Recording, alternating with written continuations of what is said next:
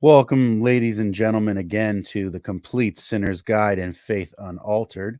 I'm your host, Joshua Davidson, and with me, I got only a solo guest today. It's a very unique kind of show that we got for you. Our brother Dane Van Eys. How you doing, bro? Man, I'm doing great. I'm happy to be here. It's always a joy to discuss with you and pick each other's brains, and hopefully, as we do so, glorify God. I'm doing good. My baby girls are taking swim lessons, and they're having a blast splashing around in the pool. So life is good. That is good. Those are the right kind of blessed interruptions, right? That's right. Um, and I'm thankful that you're here also. I tried to get a couple other people to come on, but it's difficult to land people in the middle of the day on a Monday. So we'll forgive them this one time, but next time y'all better show up. Hey, they need to get a more flexible schedule, man. I know it's all this materialism. That So exactly.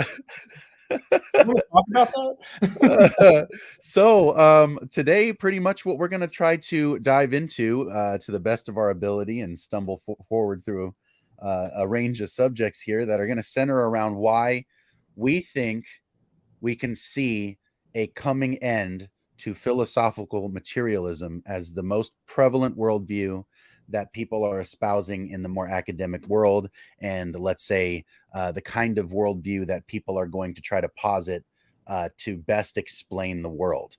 And I'm convinced that that's something that's going to come to a rather uncomfortable yet somewhat abrupt end within the next, let's say, probably 50 years or so, if not before then, because the way that our culture is shifting in the last 50 years has been pretty drastic forward moving shifts. And so almost as an introduction, I'm kind of wondering how long do you think it's going to take for the tower? It feels like Wile E. Coyote ran right off the edge and he's just standing there in midair. How long until he notices and just plummets? Like, how long do you think we have for this? So it's a really good question. I think that the plummet has actually started, and maybe I'm overly optimistic, but I Okay. actually think that Wile E. Coyote has looked down, and I'm going to say that that's happening at the average common level.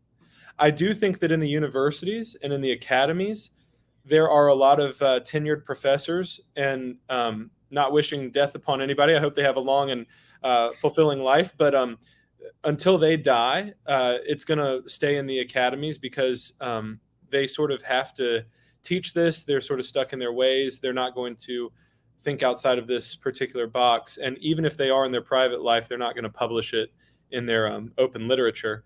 So where this philosophical materialism is still strong is in the halls of our universities.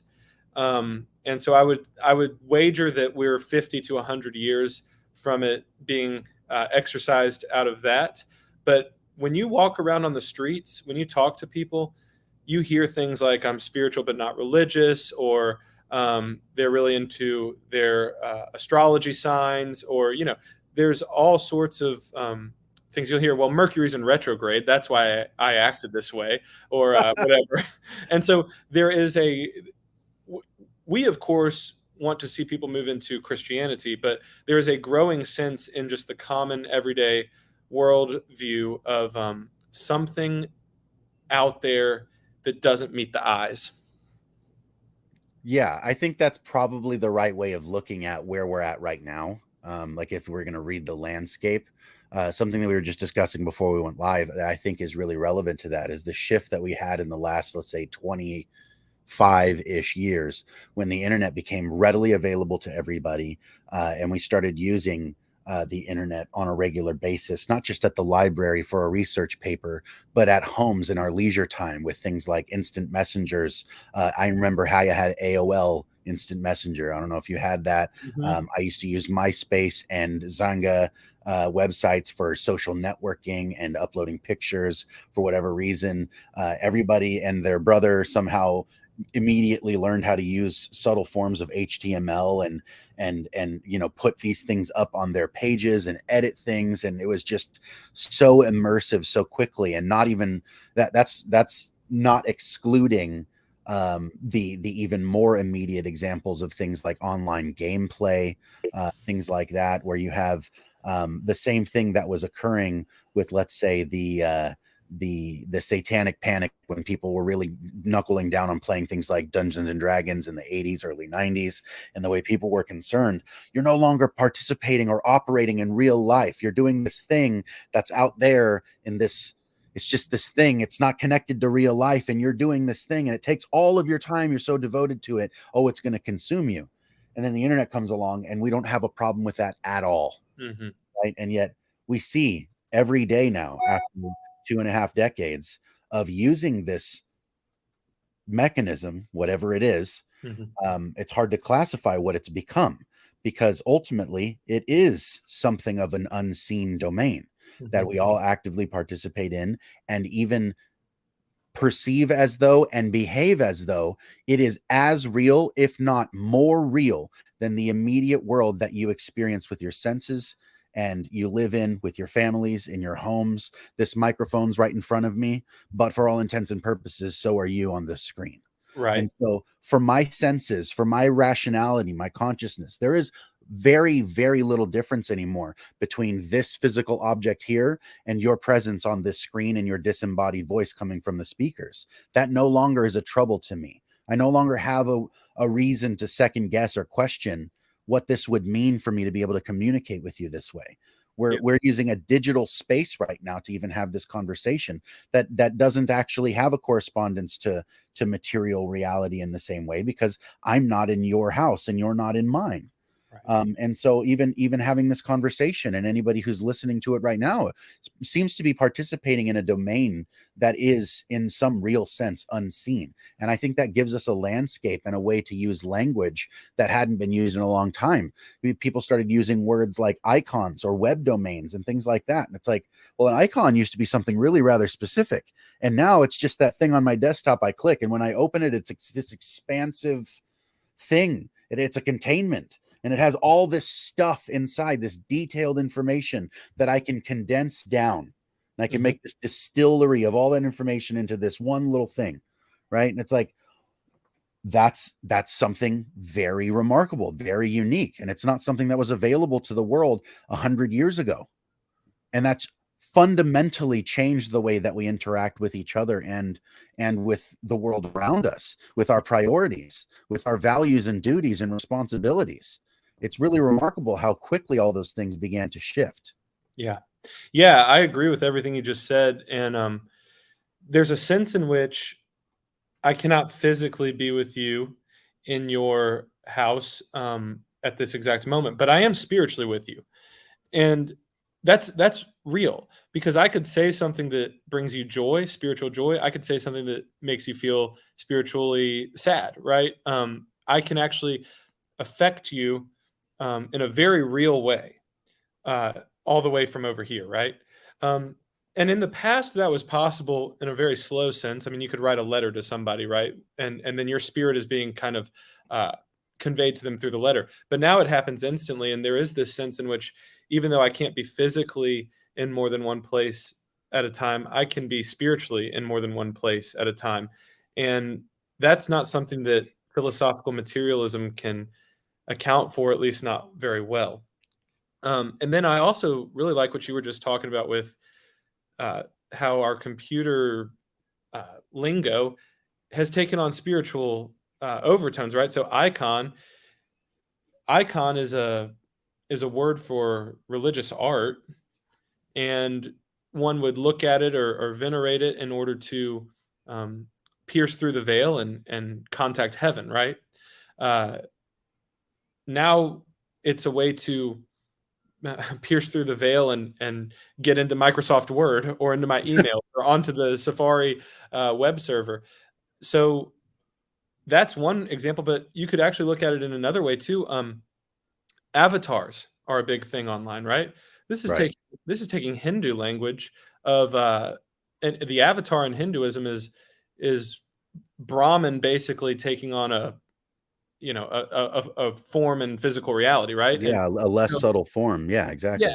and so our avatar is us taking on a form in this dimension of the digital world. It's us becoming immaterial and moving about and having a persona in the digital world.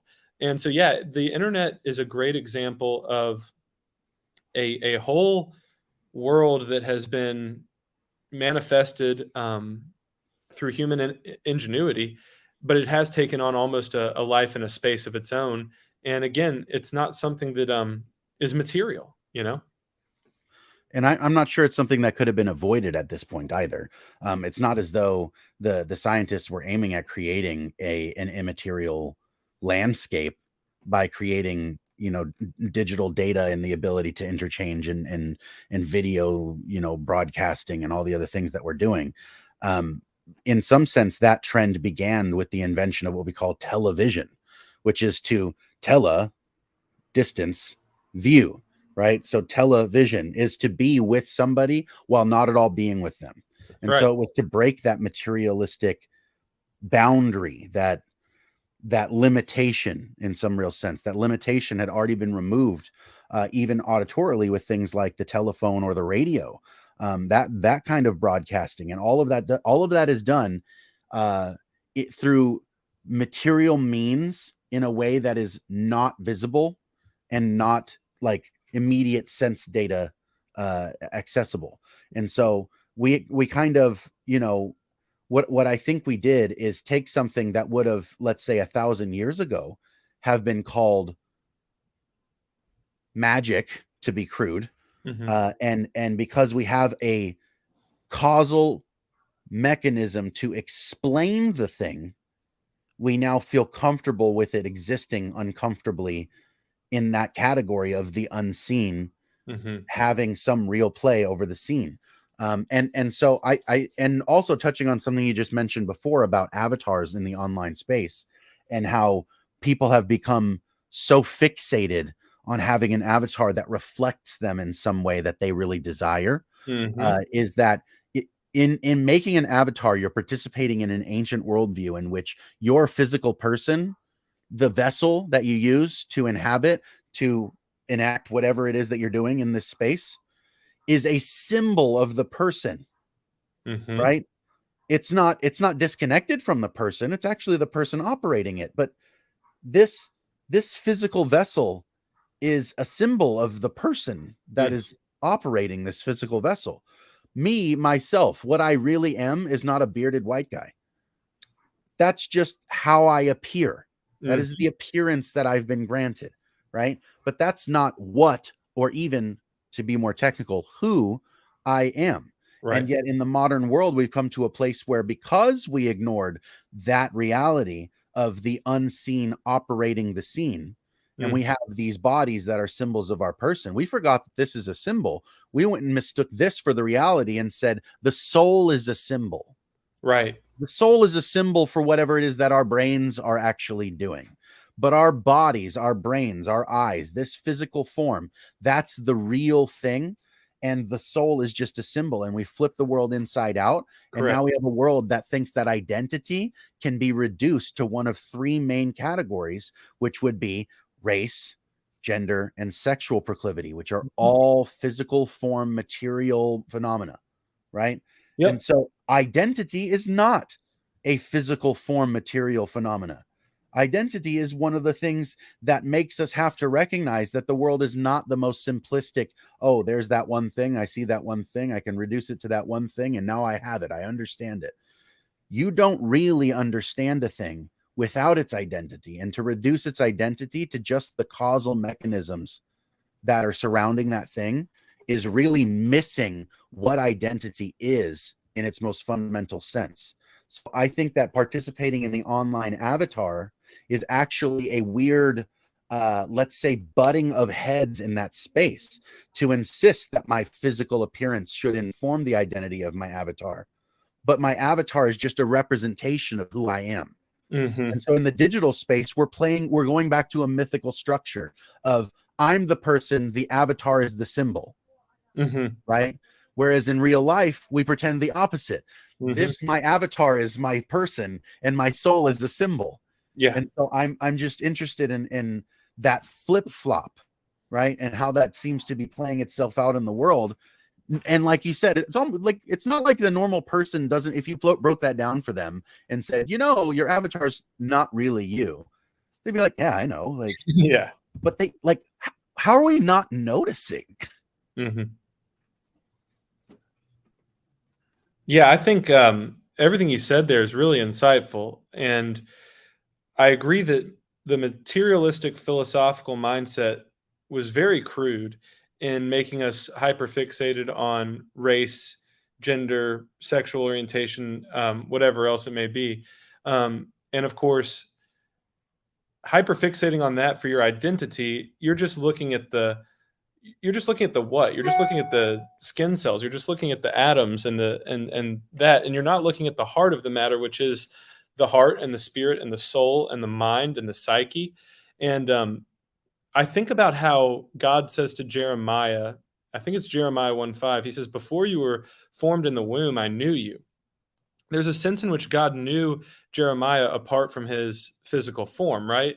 Um, and I think that that's pretty cool. I mean, God relates to our physical bodies. He does care about giving us our daily bread, but in a deeper sense, he relates to our spirit, right?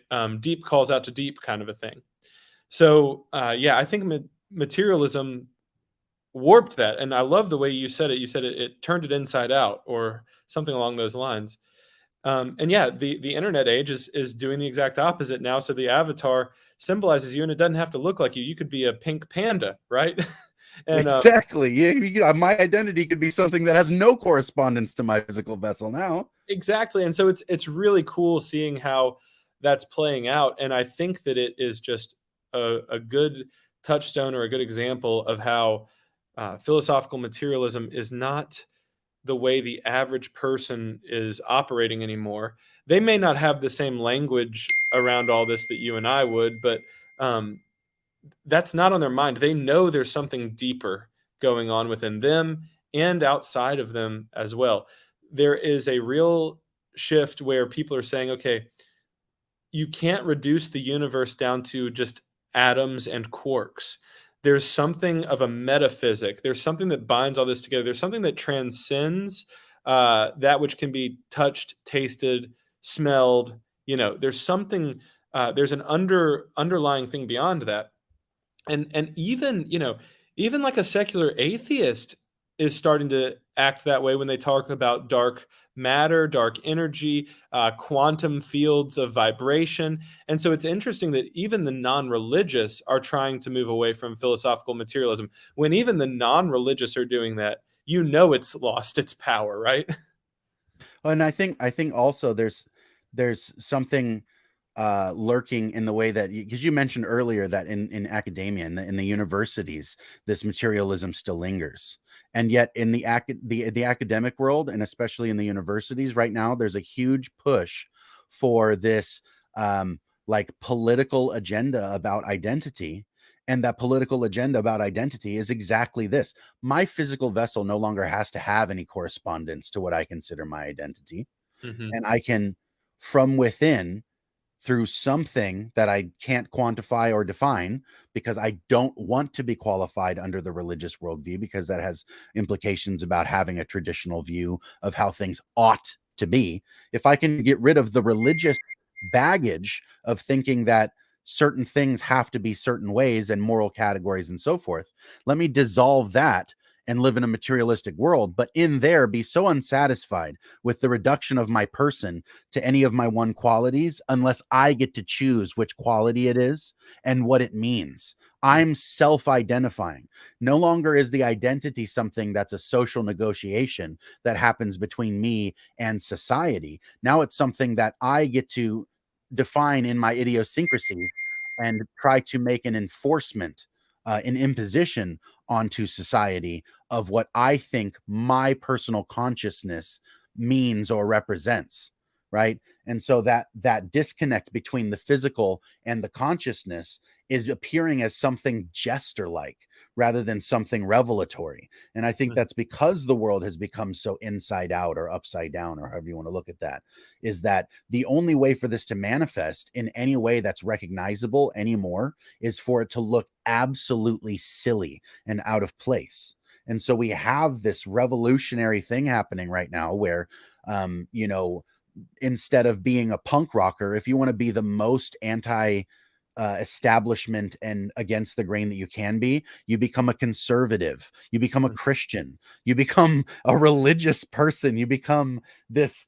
It's so odd that everything has reversed this way, you know. Yeah. But Yeah. what do you think about, especially because I know we wanted to talk about consciousness, but the connection to that specifically, this is a large scale phenomena that's happening right now in the universities and in the wider public. It's a unifying thing, and it's not something that I personally want to promote, but it's something that I think is a calling card for the death of materialism as we're describing it. Yeah, I think it's so funny what you said, and so true.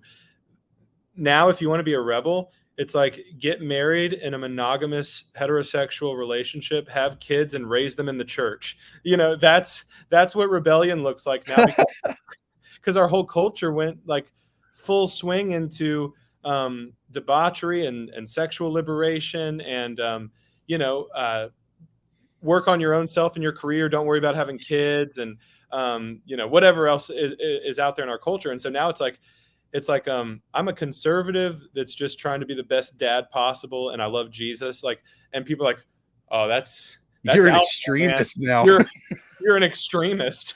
Yeah, we're gonna put you on the watch list because that's so extreme. So I definitely see that in our culture. But you know what? That's actually kind of an exciting place to be, because now if you know, teenagers and young adults, if they want to be punk rock, you know, go take communion at your local church, right? So, but yeah, you know, talking about the other point you're making about identity being something that's actually a social give and take, and not just something that I craft on my own. This actually is the danger that our culture is in right now, because yes, they're starting to see the importance of the soul. Yes, they're manifesting this in things like avatars online, but there is still a hyper individualistic vibe to it, right? Mhm. I'm going to make myself the pink panda. I'm going to, and you use the phrase, it's almost jester like, and I think that that's true. And that's not just expressed online either. I mean, when you go to, you know, not to take shots at you know, people, but like you go to a pride parade and you see people who are making caricatures out of you know, out of the movement in a lot of ways. You know, what it's not what it was in the 90s, and it's and it's become hyper individualized and whatever. So I think that we do need to get back to this recognition of my identity is of course intimately personal, but it's also intimately social as well. And I do get to define myself on some levels, you know, but also God gets to define me, and also my community gets to define me. And there's ways in which this happens, and everyone actually accepts it, whether they even think about it or not. But I didn't define myself as American. The American government defined me that way. My society defined me that way because I was born here naturally. And I'm sorry for all the dings. My computer is constantly getting junk email and my phone's connected. It's all right. I But get it. but there's my family name, right? I inherit my family name. That's a socially given identity. And there's God given identities. You know, we're all made in the image of God. We're all called to be followers of God and to come into covenant with God. There's things that God says about us that are irrevocable, in terms of our human nature and things like that. And so I I think that we're going to talk about consciousness more in a moment, but it's not just about my individual consciousness, but the way which my consciousness interacts with other consciousnesses. And where does that interaction actually take place? Because it doesn't take place in a physical location. It's not like Josh Davidson's and my consciousnesses meet at Starbucks on Fifth Avenue and interact with each other there. You know, they're interacting in a metaphysical space outside of our eyes' vision. It's also the case that, and I kind of want to clarify because I don't know what kind of cynic might be watching this now or later. We're not saying that material reality is in some sense, forsakable or is Oh, evil right. or anything. Neither of us are Gnostics, and so we're not saying that material reality is not important or that it doesn't make a difference or that it doesn't have a function or that we should view it as in some way a hindrance or an evil. I think God made matter on purpose. I And think called it that I good. enjoy it. Yeah, it's good. He Called it good. called it very good. It's like We can prove that God loves physical matter. He himself became a human being in the flesh, in the person of Jesus Christ. And so, and then when that body was crucified and died and buried, God vindicated that body and also the spirit that indwelled that body by raising him from the dead. And Jesus Christ lives eternally in a human body. That will never stop being the case. And so when we get to heaven, we have these things to look forward to, like drinking wine with him and having a great feast with him, and all these things. So the physical world is very important. It's good. You're right. We're not Gnostics, but the Gnostics swing the pendulum too far to the immaterial. The philosophical materialists swung it too far to the physical and the material. Christianity is this perfect union of both. It's heaven and earth together. It's angels and humans together. It's the body, the soul, and the spirit in one unified personality. right. And I would say the view that we're trying to take here or define here is what I've heard Peugeot describe as incarnational. Right. That's what I think the proper view of this would be. And so in terms of you just now you brought up that God made us, God defines us. You mentioned the image of God. Let's say if I'm going to approach you as an individual consciousness, but also as the material body in front of me, and also of someone of at least equal value to me, if not be able to treat you as though you're more valuable, because that's kind of the commission from Christ, is to treat others how you would want to be treated. And so just definitionally, if we take this identity thing all the way back to the most fundamental ideas that we're using here to define it, which is the image of God, then how should I treat you? How should you treat me? In terms of how I understand that, when Christ says you should treat others how you want to be treated, the question is, how in the world do I want to be treated? And for me, the best delineation of that is I want to be treated as though I am a miracle, as though I Mhm. have never happened before. I will never happen again. I happen by the direct intervention of God, and everything that I do or is done to me or for me is of infinite meaning, especially because the past is a permanent place. And so that's how I want to be treated. So Mhm. if I want to be treated that way, how do I implement that outwardly? Right. And that requires this social negotiation of my identity and all these other things. That requires that I treat you as though you're more than your body. And so in a materialistic world, how do we comport that? Like, where's the correspondence between those two things? And I think it's no wonder the way that the world has deteriorated its moral fiber while trying to, let's say, increase its ability to use piety and rationality to strong arm people into certain positions, using things like politics and social pressures and this whole like cancel culture thing that's emerging now. It's like, I think these are the symptoms and the signposts for what materialism has done and why it's dying. Mhm. Yeah, really good stuff. Treat everybody as if they're a miracle, because they are. We are all fearfully and wonderfully made by God, and we should treat each other as if we're all a miracle. I really like the way you phrased that. That's beautiful, and it's a reminder too. When Jesus is separating the sheep and the goats, Lord, when did we see you hungry, sick, naked? And he said, when you did it to the least of these, you did it unto me. There's a sense in which the Spirit of God, is is in our brothers. And so we should treat each other as miracles, we should also treat each other as those that are living stones in a temple, uh, where the Holy Spirit dwells, especially when you're dealing with your brothers in the church, right, and your sisters in the church. So there's a lot of depth to that, but yeah, you'll have to remind me the other question you just asked, because I got focused on the treat everybody like a miracle. I didn't mean to derail so far, but I was trying to tie back the problem of consciousness Hmm.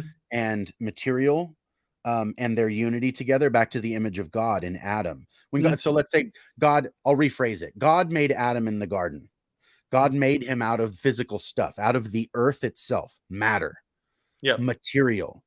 I don't think there's any, like, you know, let's say, secret that you could easily make a connection between matter, material, and maternal, which is to say that from the earth this thing arose. Mother Earth would be, the mythic embodiment of that thing happening. So from below, God makes something and he fills it with his spirit. That's the combination of what you were saying, the heaven and earth coming together, that incarnational principle. Humanity is the living microcosm of that principle. Right.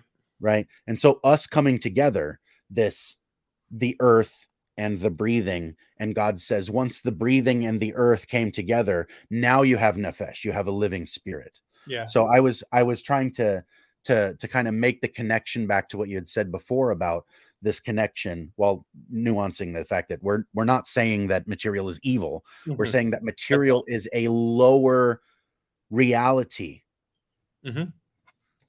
Yeah. The union of the spiritual and the physical is happening all the time in many places. And so you almost can't so I try to help people realize, like, it's not good to think about it as like, well, heaven is somewhere way over there, up there in the clouds or something. Heaven is a reality that's already broken into the physical realm, right?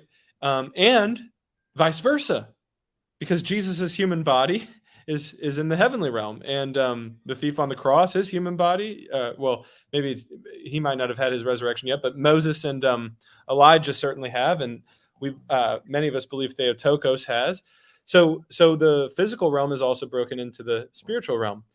It's not like there's some great chasm between the two. It's not like there's some uh, like gulf between them. We're already in this great interaction, and it's been that way from the very beginning. As you pointed out, Adam made from dirt, so he's this being that's made out of what we would consider the crudest of materials, just dirt. And yet, God honors that by breathing the spirit of life into Adam, and we can actually go beyond that as Christians, who have this incarnational theology. We can go beyond that into saying other parts of the creation have been gloriously sanctified and infused with heavenly realities. So, like, in Genesis 1, we hear about the Spirit hovering over the waters. Well, now Mhm. at baptism, we believe that the Spirit is in those waters that we're baptized with. So it's not like just going to the swimming pool. These are waters that are being infused with heavenly realities, through the grace of God and the consecrating prayers and all this kind of thing. Um, and same thing with the bread and the wine of communion. We believe that Christ, his real presence, uh, becomes becomes real to us through the bread and the wine. And while it is still matter, it's wheat and it's grape, it's also the very flesh and body and soul and divinity of Christ for us.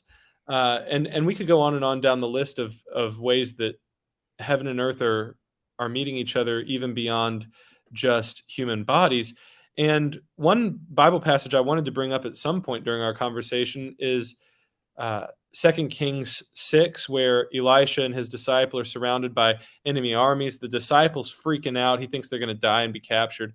And Elisha prays that God would open his eyes that he could see what he's seeing. This man who's very in touch with the unseen realm, or the invisible realm. And God grants the prayer of Elisha. His disciple's eyes are open and he sees all these just host of angels there to protect them. Well, what if we had eyes to see that all the time? You'd be walking through Kroger. I don't know what your supermarkets are in your part of the world, but you'd be walking through whatever supermarket and you'd see angels there, demons too. These angelic beings are all over the place, and it's like this world has far more going on in it on a spiritual basis than meets the eye. And so, yeah, it's Adam. Adam is an example of spirit and material being yoked together.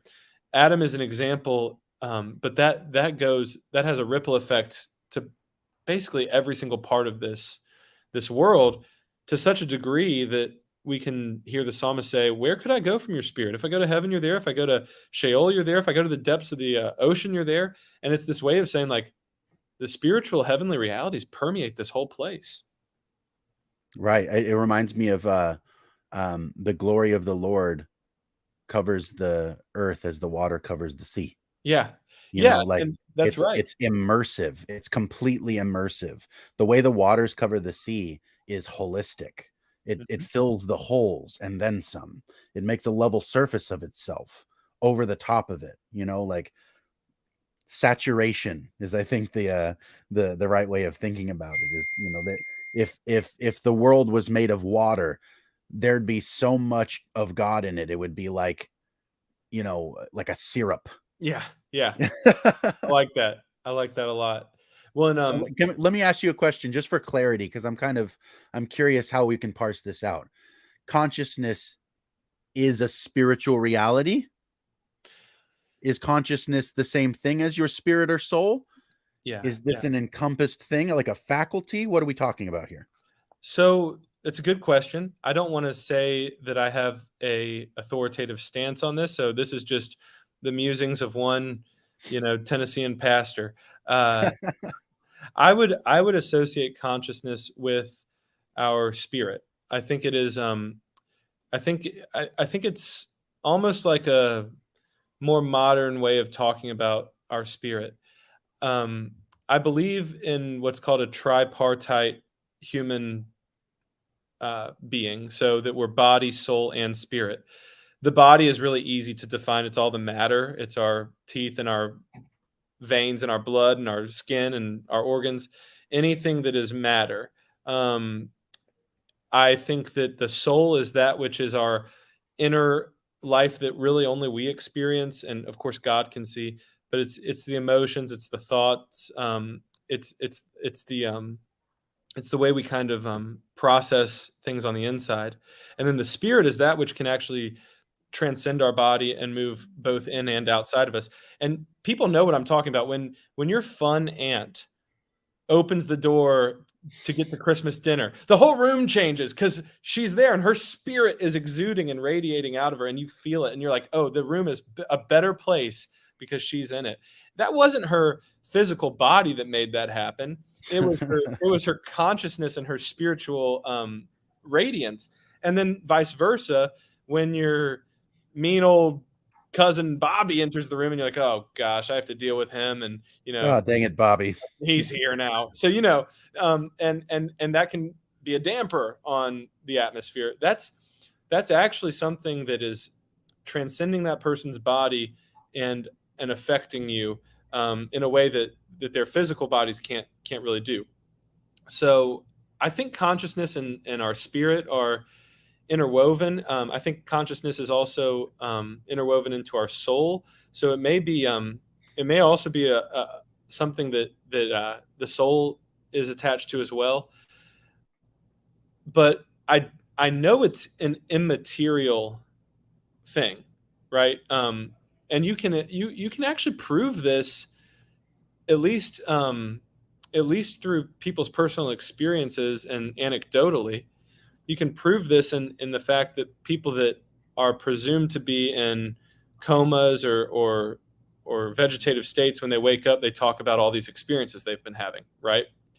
Well, clearly it wasn't just their physical brain, because their physical brain was injured, Inoperative, yeah. inoperative. And so clearly it was something beyond the matter and the material of the brain. So I'd love your thoughts on that too. I mean, where do you see consciousness fitting in with spirit, or is that just a new term for the same thing that the ancients were talking about as spirit? I'm pretty sure that consciousness falls under that kind of synthetic separation that we've made in the world that we're pointing out now with material. Is that the ancient world wouldn't have viewed a separation between the body and the spirit in that way, and they wouldn't have drawn a stark distinction between material causality and spiritual reality in the way that we do now. We've played this reductionistic game so far that every time you hear somebody like a Neil deGrasse Tyson or whatever show up and say, "Oh, well, we see this thing. Oh, isn't it beautiful? Isn't that entrancing?" Well, it's just this. Let me give you a causal mechanism that reduces the thing down to just this. Yep. Well, that's all it is. Oh, aren't you not impressed anymore? Where are you impressed? Oh, I'm impressive because I'm so smart that I made this reduction. That's right. So I think it's a game that we've played with ourselves to make those separations. I tend to agree with the way you laid out the three portions of human person, but I'm more inclined to blur the line between soul and spirit in the way that you laid out. I feel like the spirit is perhaps, like you said, the outward operative presence of your person, and the soul is not exclusively an internal thought life, but is a relational thought life, in that I can relate to the world internally, but also I can share it intimately with my friends, my neighbors, my family, and especially my wife is a very privileged person to have every facet of my internal thought life accessible to her at any given point. Right. I've shared that externally with her in a way that I haven't with other people, and that I perhaps couldn't with other people in the same way and still be fruitful. Right? I couldn't give the deepest part of my person to my enemy, let alone, to perhaps a stranger who I have no relation to, Right. without first putting an expensive price tag on the sharing. Right. I think that this is where one of those things that the soul is something that can trust. Your body is not, right? Your spirit is something that can extend into the world and give somebody else something to trust. But I don't think it's the spirit that you described that's operatively trusting in someone or something else. And so in order to even have something like the gospel and this idea of faith being, or faithfulness, or even allegiance, that's something that I can participate in because I have this ability to share relationally. And I think that's what the soul is that portion of what I would call the spirit. But I think that's underneath what I mean by spirit. Like the soul is, let's say, the yolk, and the spirit is the shell and the white. You know what I mean? Like if I was going to say it's an egg or something and try to make sense of it that way, I think that it's something that's contained within what I mean by this bigger thing, but it's a particular thing that does a particular thing.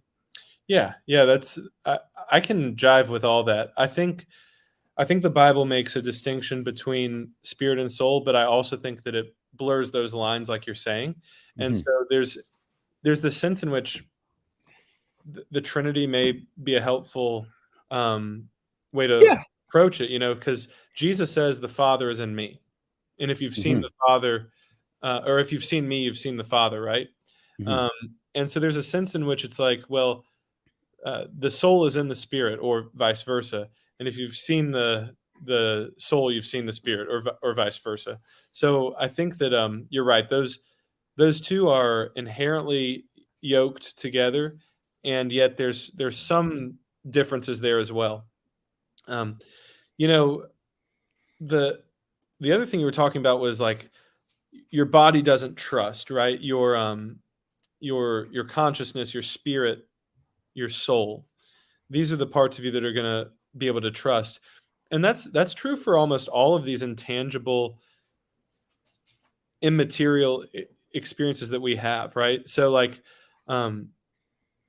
your body doesn't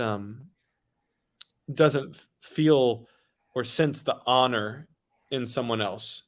Say you get to meet the you know prime minister of England, or some Arabian king or something, right? Your body is not what's recognizing that person as an honorable man. It's not like your eyes see that person and say, that's what honor looks like. It's actually your spirit understanding that person's place. It's your consciousness understanding their authority or something along those lines. And so you're going to treat them in a way uh, that they deserve based on the level of honor and dignity that they've earned, right?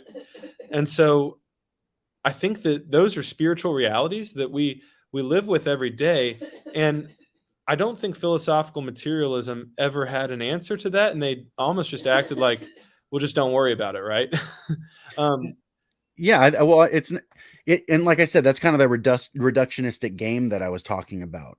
One thing that I would want to point out also about what you're saying there is that when you meet, let's say, a dignitary or something like that, it's not necessarily your body giving you the response that you treat this person a particular way, but your body in some sense does recognize and has the ability to map physically an mhm, experience that corresponds with what you're perceiving. And what I mean by that is when you meet a king, you don't meet a king who's dressed as a hobo unless you're living in a fable. You know, right. that's one of those tropes that happens to kind of violate your expectations, because when you meet a king, what you're doing is meeting a set of particular physical attributes that are added to their person that demarcate what it is that you mean by meeting a king. And Mhm, so there is something physical or material that has to do with your body and theirs, and even your reaction to them. So let's say in the for scripture, sure. you have those who are, they come before something of great honor or great valor. And what is their natural inclination is to either celebrate or prostrate before it, right? It's like those are reactions that you have to where your physical body can correspond to what it is that your soul or your spirit is perceiving in the situation. And it's this combination of those two things that makes the full experience of it. Because it's like the king wears a robe. The robe is just a symbol, but you won't treat it as a symbol unless you want your head lopped off. Right. Well, and you know what else is really interesting about what you're saying is, first of all, I agree 100%. There's always going to be physical um, signposts and symbols and ways for our eyes and ears to take note that something special is going on. But what else is really interesting is we also can identify counterfeit, right? So when a person shows up on Halloween at the doorstep dressed like a king, I don't start kissing his feet because Right, because right. I realize it's a counterfeit. It's a party costume, and yet the same physical signs, though, on on a cheaper, more plastic level, that would hit my eyes are there, but my spirit knows this person is just having fun. It's not for uh, you know it's not real honor that is due to this person. Um, So you're distinguishing the the person from the identity that they're marking themselves with. Right. But, even if, so it's so it's so interesting. Even if the person were to wear the exact same outfit as the king, you know, some usurper has one day in the palace before getting their head lopped off. Um, they the whole world could see them in that outfit and still not think that they were honorable. So there's something beyond just the physical regalia, right? There's something beyond just the crown and the robes that our spirits understand as this person actually is due respect. And then here's another really interesting thing: is consider like when Paul sends Phoebe with the letter to Rome. She's his ambassador on such a real level that when she gets there, the Roman Church is going to receive her as Paul. Like, he represents her at that level. Um, or maybe a better example, because it's more explicitly said in Scripture in the letter of Philemon. You know, dear Philemon, I want you to receive Onesimus. That is my own heart. Paul says that's a really that can only happen in a world where spiritual realities and things of that nature are real. What would it mean in a purely materialistic universe to receive someone else as his own heart? It would mean deception. Yeah. Yeah. It would be like, well, Paul, that's not possible because he doesn't have the same skin cells as you, you know? Right, exactly. And And and that yeah, go ahead. and check this out while skin cells is on my mind. Another way we know, like 100% know, that our personhood is beyond our physical form is because every 6 years or so, you have completely replenished your cells in your body. So none of the cells that you and I had in our body at age 12 are there anymore. Yet I am the same person, Dane Van Eys, as that 12-year-old kid was. I'm in a different phase of that person's life, obviously. But my soul and my spirit are what has remained constant, not my physical body. My physical body's changed in many ways. I didn't have the beard, and I didn't have the same skin cells, and I wasn't quite this tall. All that stuff, but there is something very real that connects that 12-year-old kid and me to the point that I can say that is me in the past.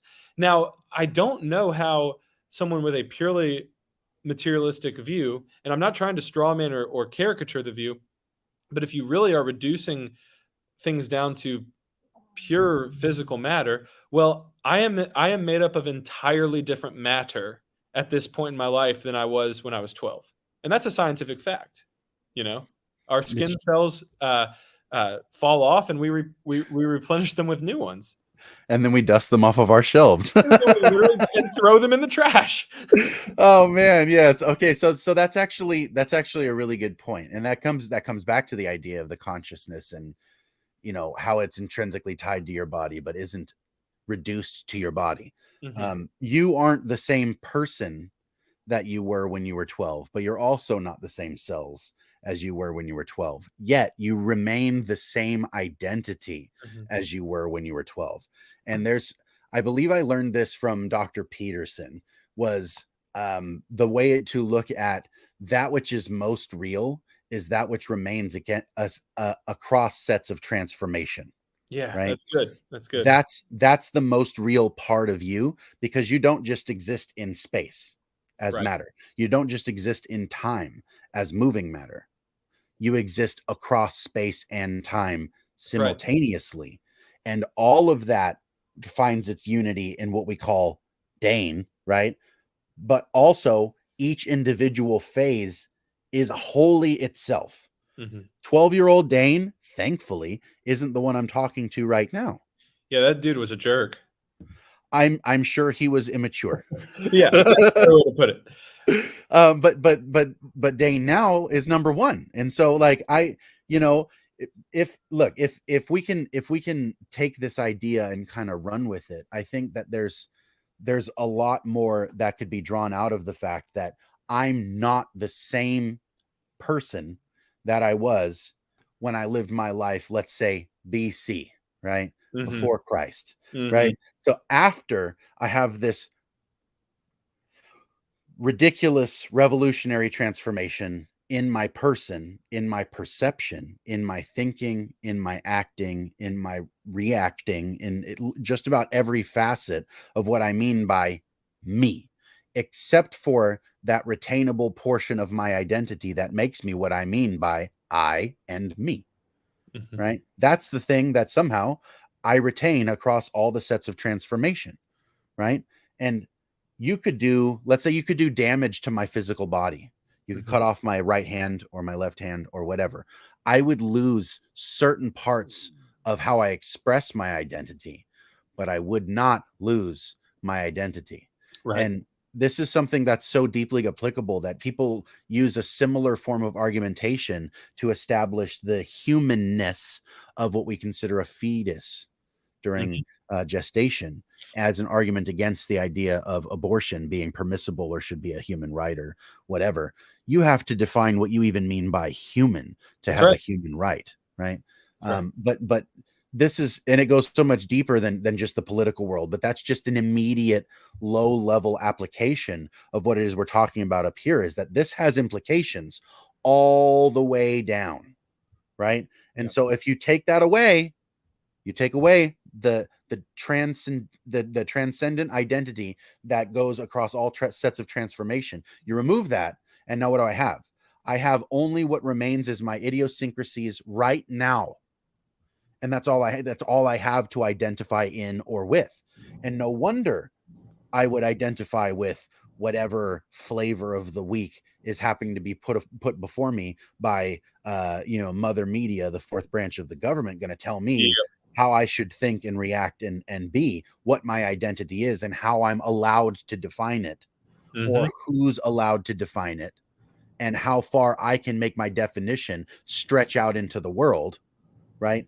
If you take away that immaterial identity that made me what I am, when I say I or me, and I mean the same I or me that I did when I was 12, I called myself I and me. And so now I'm doing the same thing with the same identity. It's hard because it's a different person, right? And so there's an odd paradox that's kind of happening where my cells have been replaced, but also my mode of thinking and operating has been replaced several times, right? My axioms have been replaced loads of times. My presuppositions have been challenged, shattered, and reconstructed. I don't even know how many times, and it's like those things fundamentally change what I mean by me, and yet me is still here. Yeah, all that is incredibly deep. You're correct that we do change, especially when we have immensely dramatic moments like coming to Christ, being baptized for the forgiveness of sins, and or even traumas. Yeah, and there is a sense in which there's a new man or a new woman created there through that experience, and yet we would not be so absurd as to say that new person is 100% disconnected from the person before that came before. And so it's interesting. It's almost like we become new a new person, but we have the same personhood, which is kind of a strange way to think about it. I did want to touch on something you said because it sparked something interesting in me that I'd wanted to bring up today. And that was when you said if you lost your right hand, you'd still be the same person, and you'd still have the same identity, but you would be now expressing it in a different way. This actually touches on one of my favorite philosophical conundrums, because it's one of my favorites because I think the doctrine of the Holy Trinity is the solution. But it's the issue of the one and the many, right? So there's this sense in which you, Josh Davidson, are made up of many parts: hands, feet, nose, eyes, ears, lungs, heart, whatever else. Or if you wanted to be more general, body, soul, spirit, right? But there's a sense in which you you're made up of all these parts. But when I look at you, I don't say, oh, look at these hands and feet and eyes and ears and nose and heart and lungs that have come together. I just say that's Josh, the one guy, right? And all of us think this way, and we think this way about everything. We don't go out into the parking lot and say, well, this is an interesting collection of parts, the wheels and the engine and the windshield wipers. We say it's a car or a truck. We experience this all the time, and yet there is a reality that we could deconstruct it if we wanted to and look at every single individual part. We could say, oh, no, that's not a lamp. It's a stand with a pole, a light bulb with a filament, and we could reduce it to the parts. But most of us who aren't total weirdos are just saying that's a lamp, you know? But the problem is real. And let's take it to a more like let's take it to a bigger picture. There's something about you and I that makes us one, and that's that we're both human. And in that sense, we really are one. We both share this human nature, and there's only one human nature. There's not multiple human natures. And yet we're also completely distinct. You're Josh and I'm Dane, and we have different experiences, different hobbies, although some of our hobbies are the same too. Your beard is better than mine. We have all these differences. And so there's a sense in which we are also many as humans. There's the one and the many. And Mhm. the philosophical materialist worldview is going to have a really hard time with the one part. They're great at the many part. They're really good at reducing things down to their atomic level, and they're you know hats off to them. They've discovered a lot of stuff that way. But what they can't do is figure out how is it that all cows made up of these particular atoms share this cow nature? How is it that all humans made up of these particular characteristics share this one human nature? What is that connects us? Because that part is not something you can put under a microscope. It's not something you're going to be able to see and taste and smell. And yet we all know it's real. The whole idea of what you were talking about, human rights, is based off of this idea that there's some kind of human nature. And of course, I think the doctrine of the Holy Trinity solves the mystery. The God who made this universe is one God. Hear, O Israel, the Lord is God, the Lord is one. And yet this one God exists eternally as three co-equal persons, the Father, the Son, and the Holy Spirit. And so it makes sense that multiplicity would find unity in this universe because the God who created this universe is a unified multiplicity. Um, and so I don't know if you have any thoughts on that whole one and many thing, but I get fascinated by that. And I'll bring it all the way back to your illustration. If you lost your hand, I would still know you were Josh, and I would still know you were a human, because it's not just about the parts. It's about something much deeper than that. And I think to bring this to like a crude application, let's say, I drive a car all the time, Mm-hmm. but because I had the privilege of growing up relatively poor, I know now how to work on several parts of a car, because a car, while you're driving it, is not a car. A car, while you're driving it, is simply the thing you're sitting in, and the only part you interact with is perhaps the gas brake pedal and the steering wheel, and you ignore the glass that's shielding you from the wind. You look right through it as if it is not there, and you simply move. The car is nothing but motive force and two pedals, a chair, and a round thing in your hands. It is only when it ceases to operate properly that it becomes itself a car, which is all of these intrinsic parts that you really have no idea how they work. Mm-hmm. Except unless you're a mechanic who specializes in things like that, in which case you constantly can and probably do think of a car as those individual parts and components or whatever.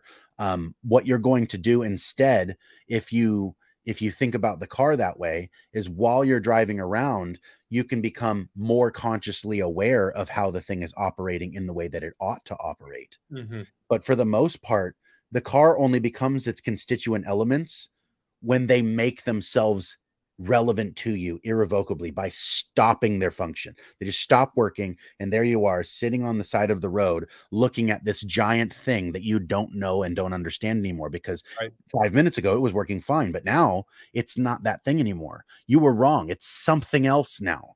It's Mm-hmm. introduced something completely different, right? And so it's like you assign an identity to a thing, and you do that in some sense to reduce the thing.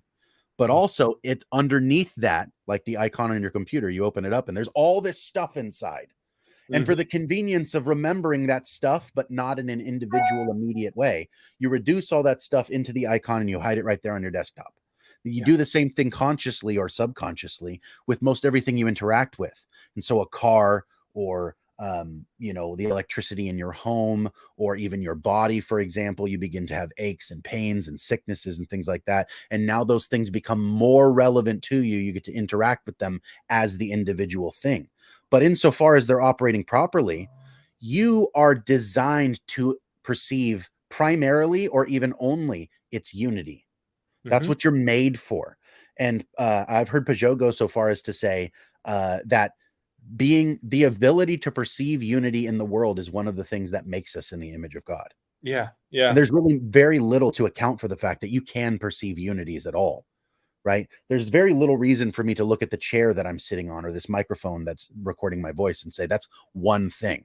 Right. Really? What about this part and this part and this part and this part and all the other individual constituent parts that make it what it is? And yet I can look at it, Mm-hmm. singular, and see a unified thing right in front of me and say that's one thing. But if you asked technically, it is not one thing only, Yeah. unless I can perceive it as one thing. Hmm. I myself perceive it, and that perception is a leap. Like you Yeah. just said, it's not something materialism can account for. That unity, that phenomena as a unity is not something that is simply, oh, it's right there. There it is. There's the unity. No, it isn't. The unity is not something that is here. It's something that's between here and here. Yep. Well, yeah, it's so profound. Think about this: a house. A house is much more of an idea than people realize than it is actually a thing. Because if I was to say what's a house, someone might say, well, it's like a structure built with bricks. And I'll pause and I'll say, well, what if it was built with sticks? Would it still be a house? Well, yeah, that would still be a house. What if it was built with concrete? Well, yeah, it could still be a house. So it has nothing to do with the bricks. It has nothing What to if it do with was the. built with marshmallows? What if it was built with gingerbread? Would it still be a house? And so all of a sudden, it has nothing to do with uh, the material. It has everything to do with the function.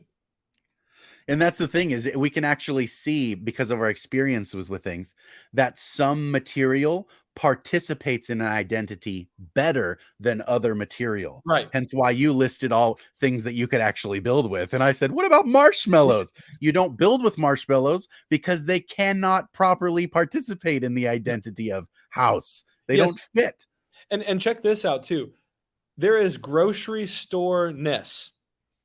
And everyone knows when they're in a grocery store. Even if there's one aisle for books and magazines, they don't go, "Oh, I was wrong. This is a I'm in a bookstore." bookstore. You know? So so like people get this on a really fundamental level. They take it for granted. I mean, you and I could. The interesting thing about this philosophical question is you can literally throw out anything and it works, right?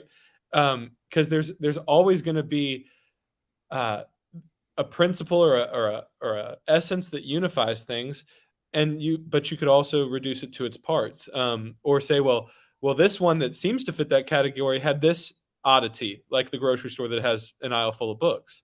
Um, it's like it's like is it one family or is it five people? Well, Mm, it's both. You know, yeah.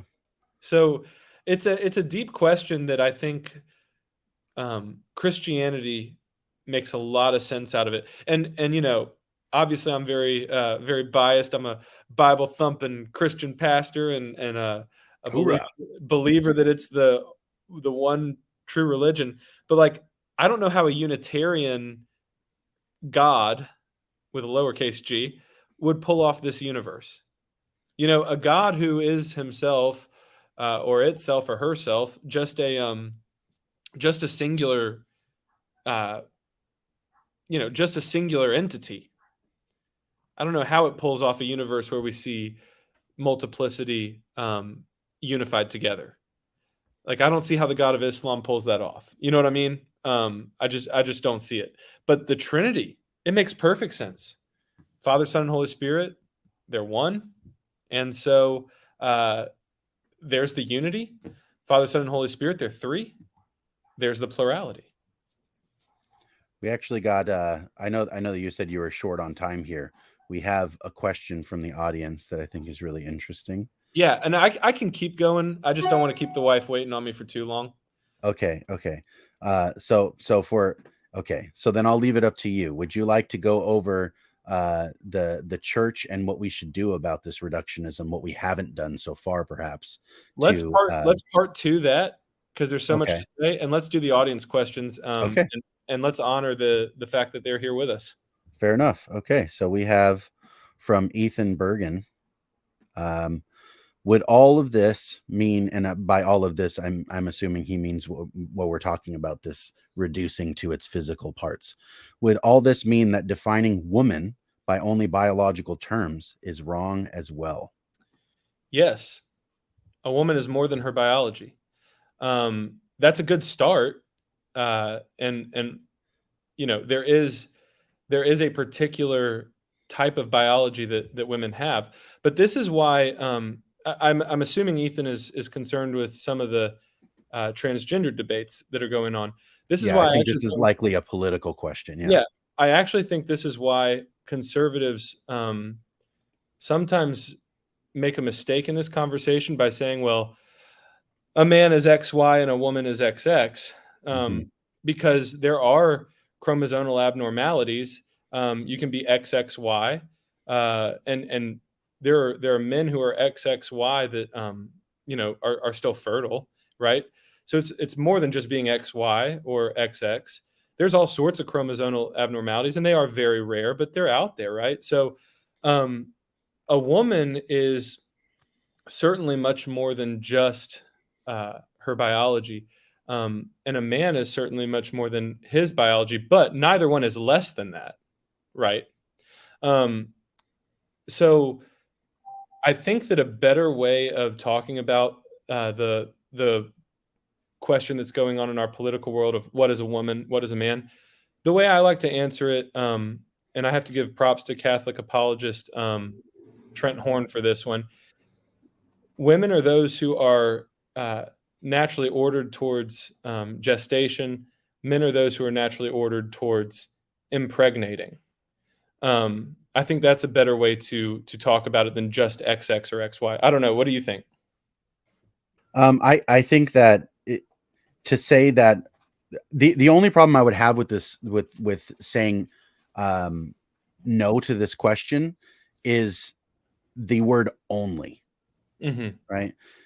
It would be wrong to say a woman is only her biology, Mm-hmm. especially since there's an identity that biology falls under.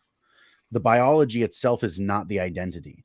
The biology, again, your physical vessel is the symbol of what your person is, Mm-hmm. but it's not disconnected from your physical vessel, Right. right?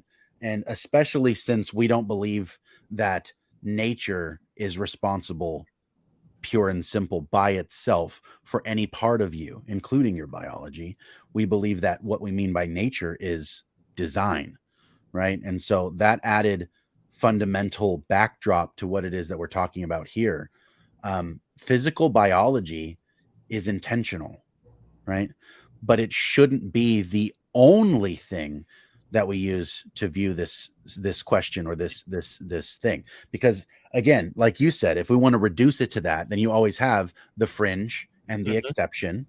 You always have the idiosyncrasies of something that doesn't fit this stark category. And that's why people say there are things that don't fit in our categories, therefore all categories must be a spectrum, Mm-hmm. right? And I think the fact that the reduction makes the spectrum is exactly the problem.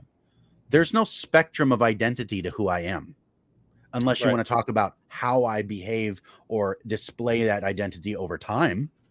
But the identity remains itself, right? So, femaleness. If a woman is born without one ovary or both ovaries, but is still a female, biologically you can see that they're a female, but there are certain implications to that, to her body, but also to her individual identity, but also to the fact that how she interacts with the world is going to be characterized differently. So in the ancient world, she would have been seen as, in some sense, crippled by the fact that she was barren, right? And that would have been a robbery against the truest fulfillment of her identity as a woman. And they didn't mean that biologically. They meant that spiritually. They meant that in terms of a legacy and inheritance of having children. They meant that in terms of the meaning and fulfillment that you have individually of participating in the creating of a next generation and raising them up in the way that they should go, that they would not depart from it, and so to speak. Like, woman is closely tied with what we mean by wife and mother. And so biology is like a very low version of what we're talking about, and there are levels of resolution that you could look at what it means to be a woman. And at the lowest level of resolution, a woman is a biological female. At the highest level of resolution for what it would mean to be a woman is to be the individual woman, right? And so there's a whole span of levels of resolution you could address this problem at, that make different facets of what it means to be a woman much more relevant than just your biology. And I think Mm-hmm. that's mainly the problem that I would have, is that the word only appears in there, and that is the Yeah. reduction that we're talking about.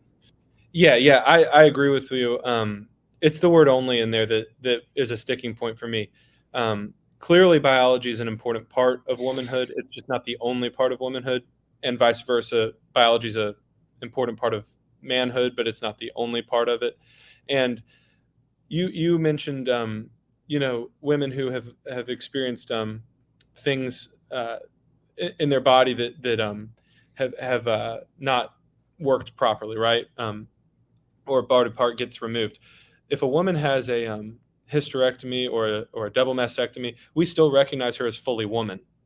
So it wasn't the biology and every single part being in place that made her fully woman. There's something beyond just the biology that makes her fully woman. There's a spiritual side of being fully woman as well. So yeah, I want to be careful not to overly reduce it to biology, but I also don't want to fall into this trap of, oh, everything's a spectrum and you can just choose your own gender identity, whether it corresponds with your biology or not. I think that is obviously false. So it's more than biology, but not less than biology. Okay. So I think this is probably our last question here, if you want to make it that. This is actually Dale. What's up, Dale? Our What's other up, Dale? co-host from Real Seekers. If you guys don't know about Real Seekers, go and check that channel out. Like and subscribe. Dale's a cool dude. So let's see. Unitarian theists have also dealt with the problem of the one and the many, as well as just with his, as well just with his multiple attributes. Sorry, my brain did not compute that last part. What do you make of this kind of struggle in Islam or Tawhid, for example? So Unitarian theists, people that aren't Trinitarian, have also confronted the problem of the one and the many. I Yeah, guess his question is, why is the Trinitarian view the best one on the market when other people have dealt with this problem in other ways? yeah. So will you put the question back up just for Oh yeah, here. reference? Sorry. I think my issue with the way the question is phrased would be in the phrase "as well." I don't think Islam has dealt with it as well. I'm sure they've dealt with it, and I don't doubt that at all. I just don't think their answer is going to be nearly as satisfying as a triune God. The So what I guess Dale is saying is that even the Islamic God has a multiplicity of attributes, even if it's not a multiplicity of persons. so yeah, no doubt about that. Holding all of the attributes in one, you could make an argument that there's one and many there. I don't know if a lot of classical theists would consider that, with divine simplicity, you wouldn't necessarily consider all the attributes as separate from each other, but Mhm. kind of unified as one. But there is a specific attribute that I don't think the Islamic God can maintain eternally, at least, and that would be love. I don't think that you can have eternal love, pre-creation love, in the Unitarian God. Now, they're more than willing to debate on this, and I'd be more than open to hearing their responses. But if if Paul's definition of love is accurate, which I believe it is in 1 Corinthians 13, then you notice that it actually requires multiple personalities to be involved. There has to be a give and a take. For example, love does not insist on its own way. Paul writes that. That's in the definition of love, right? The highest form of love. And the Unitarian God cannot exemplify that kind of love pre-creation. Who Mm. who would stop? Who would he be In having insist on competition a with. different way? Yeah, who Yeah. would be in competition with? Love bears all things. What is he bearing? Um, these kind of things. So I don't think that. So even if the one and the many problem is solved through attributes, which I'm not even sold that would work, you still would have a loveless God, and love is such a powerful force in this universe. I don't think that uh, I don't think it's satisfying to have a loveless God.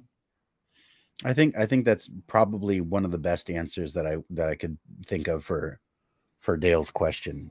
I think that love being I don't even want to call it a force. Love being the ontological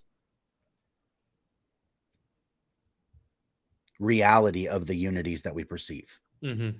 Because in order for many things to become one, they have to sacrifice themselves to that thing. Mm-hmm. Right. And self-sacrifice, I think, is the encapsulation of what we mean by love in the biblical sense. Right. And so all of reality, the universe, to call it one thing, is simply to sacrifice all things to the one identity. Mm-hmm. Right. Like, I think that the sacrificing of the individual parts to the unity is the expression of that unity. I think that that is actually a display of how love is a fundamental active component in what we mean by the universe and our ability to actually think and move and act in it. The fact that I can connect with you and share word with you. We can dialogos, right? We can share the word, and I can impact you, and you can impact me without ever throwing a punch. Like, those kind of things are immaterial interactions or whatever. But even more so, like this, the way you said before, you can recognize me as one thing, and you call me that one thing, and you do it with regard. You think that that's something that in itself can be one thing. It's not just what you see or what you think. You're saying, no, that's a real thing. You actually are one thing, Yeah. right? And so you're sacrificing my hand and my shoulder and my arm and my foot and my guts to being that thing. You're That's saying right. those idiosyncrasies aren't themselves without being in that unity.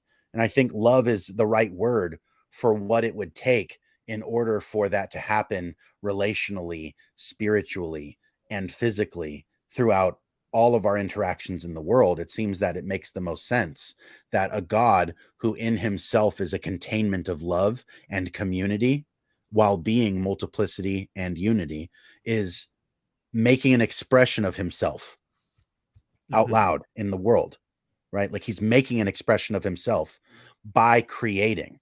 And this comes back to that thing that we were calling the incarnational principle.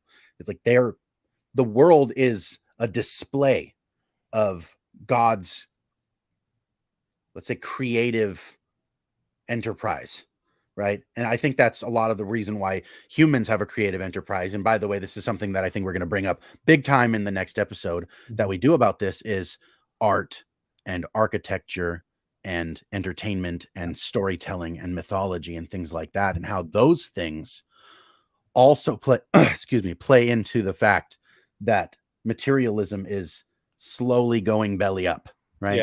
right? That we can see that these things are starting to come back in a way that I think I think that, like, even look at movies and TV shows, and people are getting tired of seeing, you know, the same character over and over. They're tired of stories that don't have a good guy. They're tired of stories that are only just muddled shades of gray all through. And there's nothing to root for. There's nothing to emulate. There's nothing to do about it, and it's like, I really think that this all comes back to the we want to interact with the world in a meaningful way. We want that. Like, whether you're a materialist or not, you're still going to, have an expectation that when you wake up, you're going to have to take care of your body. You're going to have to probably feed yourself. You're going to have to be, not too hot and not too cold. And you're going to take care of a lot of different things. And you're going to behave as though the world is a place that has meaning and is characterized by value, and you should or ought to do things, Mm-hmm. And so I think that Christianity and the worldview that we've been trying to describe, and hopefully it makes sense, is something that does make a lot more sense of the world than reducing things to their physical components. I don't think that you can get that far with just the physical components by any stretch, let alone make sense of it and have motive, reasoning, reasonable motive for working and acting in the world towards something like progress. You can't even define progress without having a goal, which entails values and purpose and meaning and so forth. It's like, you're going to act as though the world is characterized by more than just matter. Yeah. So you might as well understand a worldview that encapsulates or at least takes into account that need for meaning beyond the matter. Yeah, absolutely. We we see through art and architecture and culture what a culture believes about the unseen world. It will come out in our art and architecture. It will come out in our cultural expressions, how we relate to that unseen realm. The Gothic cathedral was clearly trying to make it look like heaven on earth as a way to honor the King of Heaven that they served.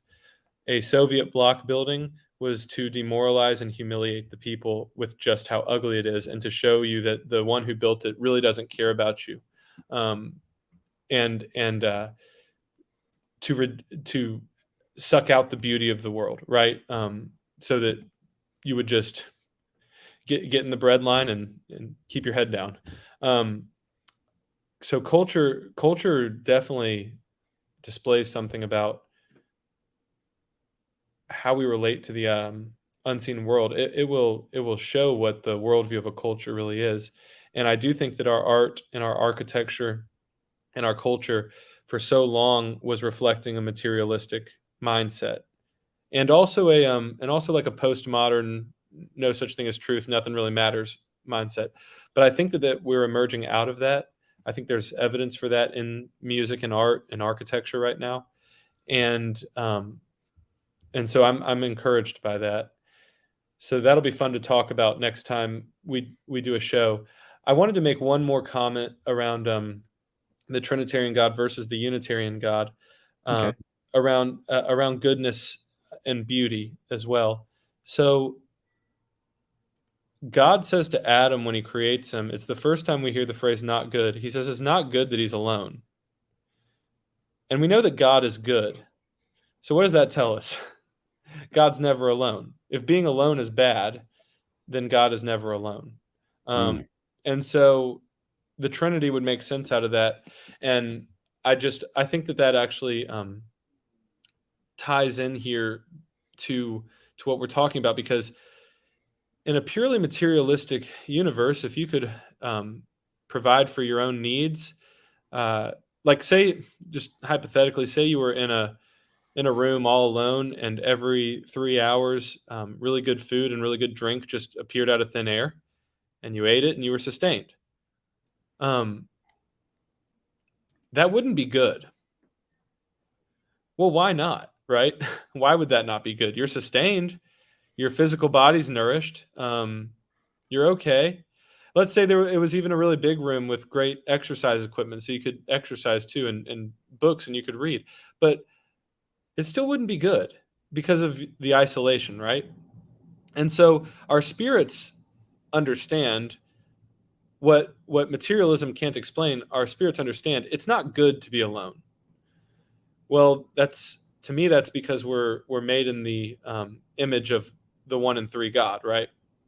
So that's another angle you could approach that with, is you could take it to that goodness and beauty side of the coin as well. Is it good to be alone? Is God good? If it's not good to be alone, and God is good, then therefore God must not be alone ever. Hmm. I'll have to throw that around in my head a little bit more. Yeah, That's a good one. I like it's a that. good one to think about. It's a good one to think about. But yeah, I probably need to wrap up here, bro. This has been fun. I hopefully our audience enjoyed it, and we weren't too confusing. No, I was trying my best to make what we were talking about on a steady, relevant course as much as possible. There were Yeah. a couple of tangents, but I feel like that was a really great conversation. I really appreciate your time and your attention for sure. Dane's still number one. Thank you everybody for listening. Everybody that's in the side chat. This is some really interesting interaction here. I hope that anybody that's listening in the future is willing to engage with us in the comments, and bring out some of the things that we talked about here. Maybe see something that we didn't see. Let us know if you have any addition, if we could have been clearer on whatever. Give us some feedback, because we're both trying to stumble forward through ideas that are that are not simple. We're trying to understand, we're trying to think, and thinking is risky business. And so we're asking for people to help us. We want to get far. You don't get far by being alone. You can move fast alone, but you don't get far that way. And so we want to figure things out. We want to make sense of stuff. So everybody, if you want to leave your thoughts in the comments, if you want to tell us what you think the soul is, what the spirit is, if you want to tell us, no, materialism is working and here's why, then, feel free. If you think that we're complete kooks, let us know. But I really appreciate everybody for their time and attention. This has been a really great time for me. Shorter show, only an hour and a half. That's pretty cool. But I'm definitely look forward to scheduling out a part 2. Because I know that we have a lot more that we didn't cover that we had mentioned to each other before starting the show. And really, we could do parts 2 and 3, because we need to talk about the art and architecture. We also need to talk about how the church responds to the dying off of materialism, because we have a really great opportunity to reach people. And I'll just plant the seeds for this if we want to do a part 3 as well. The average person is not buying into materialism. They're seeking after spiritual experiences in one place or another. The church needs to be the one that welcomes them in and says, hey, we've got the proper worldview here, because they're going to go search for it in the New Age and in Eastern philosophies or whatever else it may be. And we want to channel them into the church and see them baptized and believing in Jesus and beginning to live that incarnational life, that walk with the Spirit. So we have a really cool new mission field of people who are saying, I'm not enamored by this materialism thing, and I want to seek after that which is spiritual now. Amen. Yeah, this is the field is ripe. We need some more harvesters, guys. That's for sure. So yeah, it's time to knuckle down and take things seriously. We're batting 1,000 for truth. That's what we're aiming at. So thank you everybody for listening. Thank you so much, Dane, for coming on here. This has been a Complete Sinner's Guide and Faith Unaltered. Please make sure to like the video, subscribe to the channel, all those regulars. If you want to see some of the other shows that we have a very diverse range of topics on Faith Unaltered, and I recommend you go and check out that live tab on our homepage and scroll through and see if you don't find anything that tickles your fancy. And if you don't, leave a comment below and let us know what your fancy is, and we'll try to get our tickler out for you. And in the spirit of my brother Tyler Fowler, who is taking a month hiatus, good day, God bless, and please stay like Christ.